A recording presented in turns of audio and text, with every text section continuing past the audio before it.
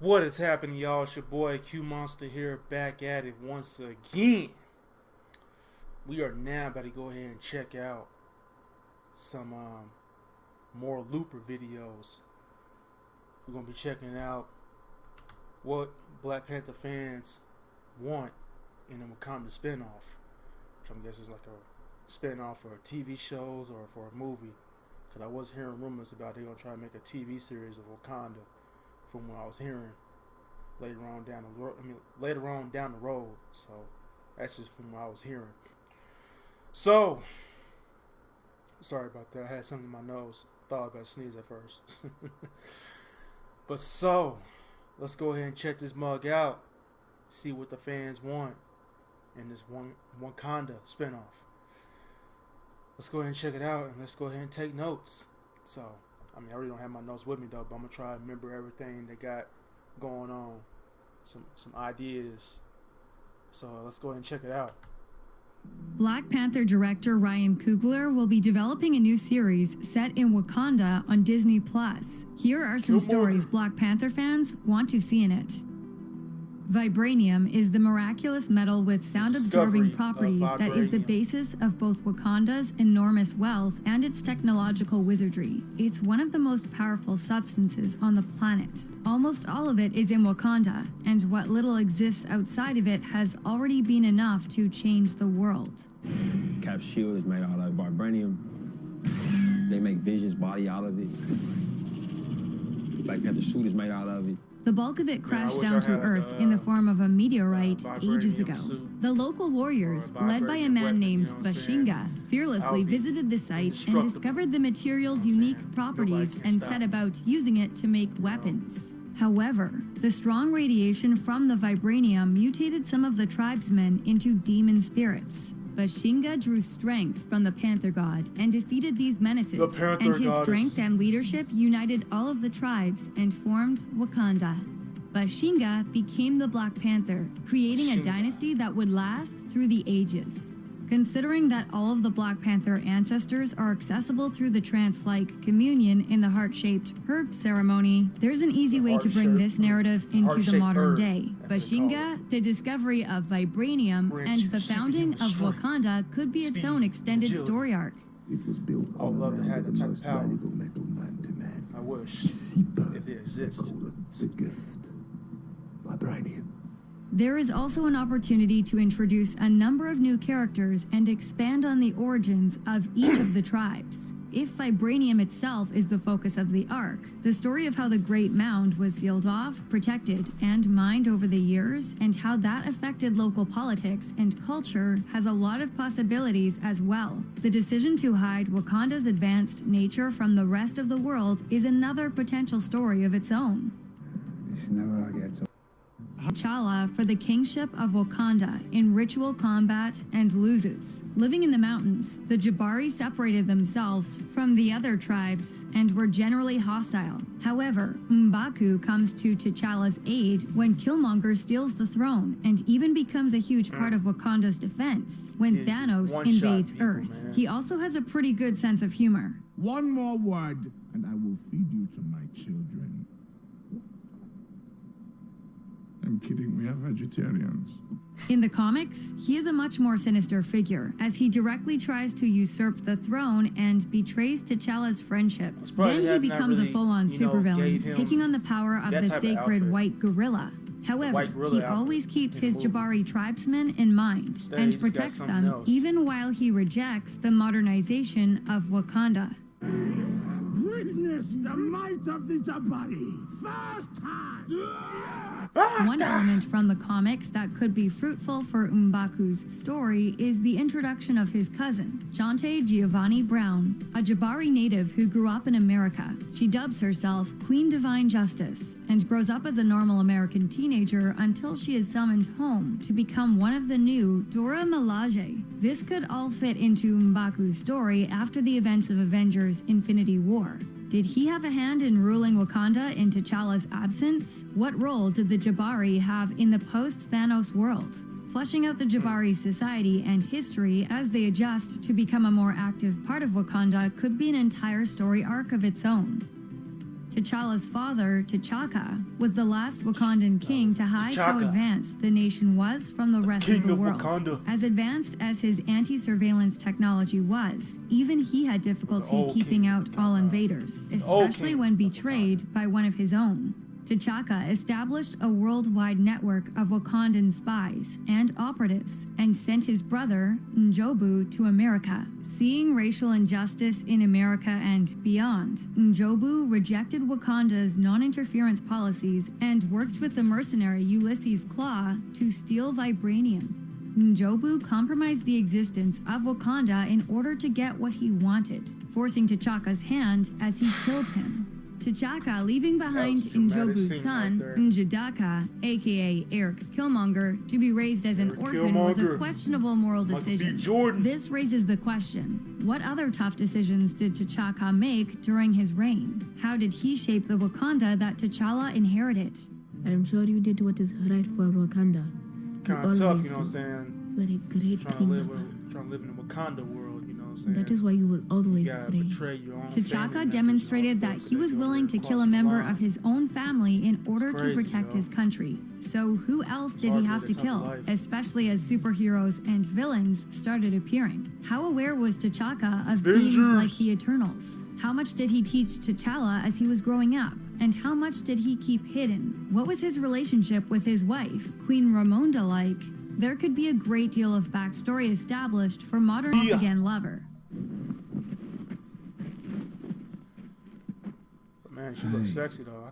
This was a sharp break from the comics, where Nakia was one of two Dora Milaje, but her obsession with T'Challa eventually warped into her becoming the deadly assassin, Malice. The Nakia of the MCU is a far nobler soul, but they barely scratched the surface of her character in the movie. The story arc following Nakia's career undercover would be fascinating, starting with what led her to choose a career that took her outside Wakanda so often. Her desire to make a difference in other countries by infiltrating and destroying human trafficking rings, for example, revealed her overall goals.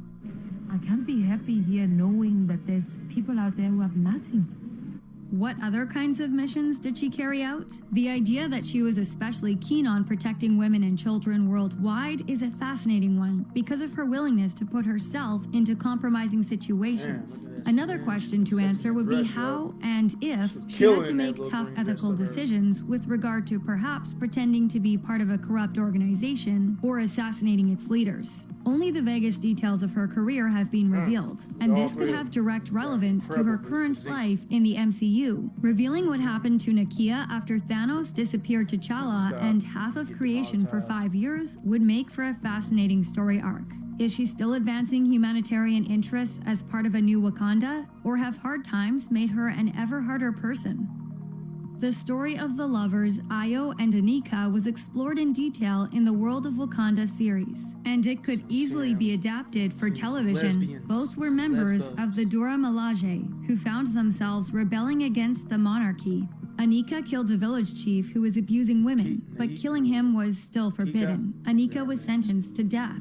Ayo pleaded to Queen Ramonda on Anika's behalf, and while Ramonda was sympathetic, she chose to follow the law to its letter. Ayo freed Anika, and they stole high-tech Midnight Angel's armor. Fleeing the city, they helped Jabari tribeswomen and started rooting bandits who were abusing women. Taking in these women, they became their own self-styled Dora Milaje. They made an alliance with the Jabari and another breakaway group, the People, even though their motives seemed questionable. At the urging of Zori, they helped defeat the People's attempt at overthrowing T'Challa. In response, T'Challa declared Wakanda to be a democracy, remaining king but only in a representative role. In the wake of the power vacuum of T'Challa being snapped from existence in the MCU, this is a story that could be adapted even more readily. A Wakanda without the strong influence of T'Challa is one that could lapse into abuse. Seeing a story where justice and freedom butt up against regimented traditions is one that would be deeply resonant, and the love story between Ayo and Anika would add another dimension to Wakandan lore. They were led by Hunter, the White Wolf, who wore armor similar to T'Challa's, only all in white. The Hatu Sarase wore similar armor and carried heavy ordnance as soldiers and assassins. Hunter was T'Challa's adopted brother. King T'Chaka found him as an infant after he was in a plane crash and raised him as his own son. Being Caucasian, Hunter wasn't fully accepted by many other Wakandans, and he grew up jealous of T'Challa. The Black Panther exiled Hunter and the Hatu Saraze when he became king because he had no interest in using an assassination squad. Hunter later went on to, on separate occasions, both provide aid to T'Challa and attempt to kill him. None of these characters have been introduced in the MCU, but it's not much of a leap to introduce them, given the movie T'Chaka's demonstrated willingness to kill enemies of the state. Given a destabilized Wakanda, introducing Hunter and bringing him out of exile in an effort to seize power and bring order could make him a powerful villain in the Wakanda series. Like all of the best villains, he sees himself as a hero. Like his adopted father, he sees himself as being someone who can make hard decisions when no one else can.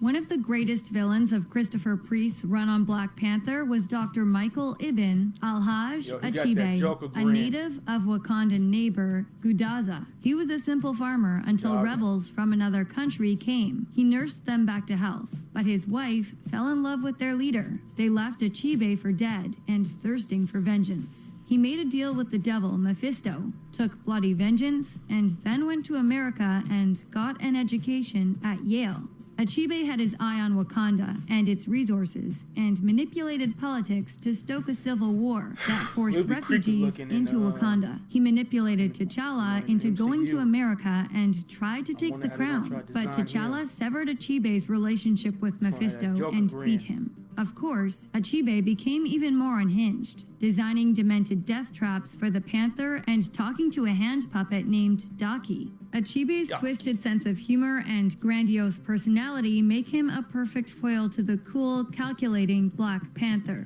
Like Hunter and the Hatu Saraze, Achibe could be a perfect villain in a destabilized Wakanda. Without having to deal with T'Challa, he could easily try to become a demented populist leader, a twisted advisor to whoever's in power, a cult leader, or any number of other roles.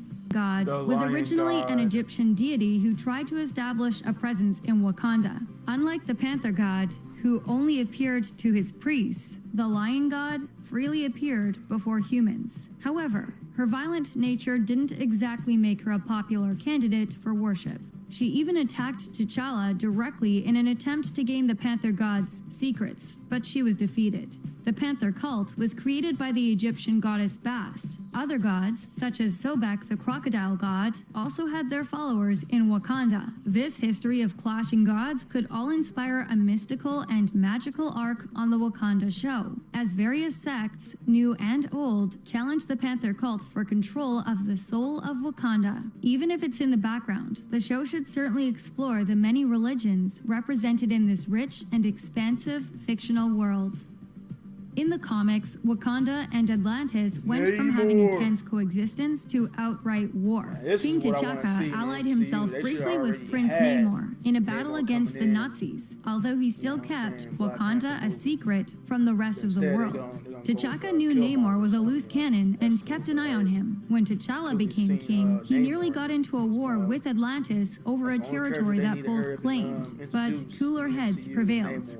Later, in a conflict between the Avengers and X-Men, Namor turned against his old teammates and tracked them to Wakanda. He used his temporary Phoenix Force powers to wipe out much of Wakanda. Later, when Shuri was Queen of Wakanda, she retaliated by destroying Atlantis. Namor got revenge by setting Thanos on Wakanda, telling him that the Wakandans held an Infinity Stone. Things simply went too far. Namor and Atlantis have yet to be introduced in the MCU. The Black Panther franchise would be a great launching point. There's even what one might consider an allusion to Atlantis in Avengers Endgame, when Okoye refers to an underwater earthquake near Wakanda.